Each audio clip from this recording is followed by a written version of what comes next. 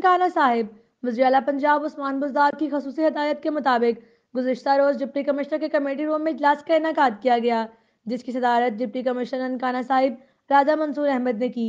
اجلاس میں ADCR اسد آباد مکسی، ADCG احمد کمال، AC ننکانہ سہولت حیات وٹو، AC شاہکوٹ صبا سحر، AC سانگلہ ہل سمیرا امرین سمیت دیگر متعلقہ افسران نے شرکت کی۔ ڈپٹی کمشنر راجہ منصور احمد نے کہا کہ ضلع بھر کے بس اڈوں پر صفائی ستھرائی کا خاص خیال رکھا جائے۔ فوری طور پر بس اڈوں میں ٹریفک پولیس کی نفری بڑھائی جائے تاکہ ٹریفک کے دباؤ کو کم کیا جا سکے۔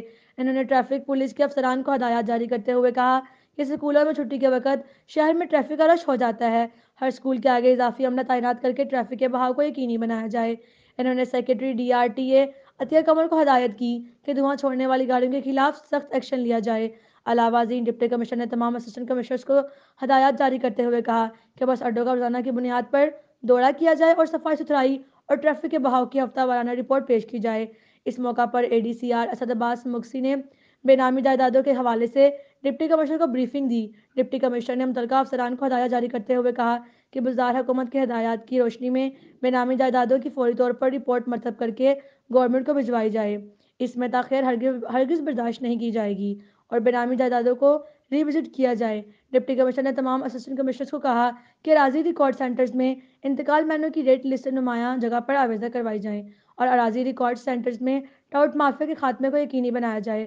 اگر کسی بھی ریکارڈ سینٹر میں کوئی ٹاؤٹ مافیا کا نمائندہ کا پتہ چلے تو متعلقہ آفیسر کے خلاف کارروائی عمل میں لائی جائے گی۔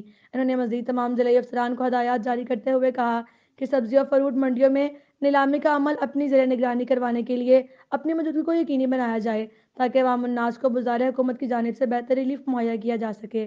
اس موقع پر انہوں نے کہا کہ ضلع بھر میں بغیر اجازتوں ڈسپوزل چلنے والی سروس اسٹیشنوں کو فوری طور پر بند کر کے ان کے خلاف کارروائی عمل میں لائی جائے۔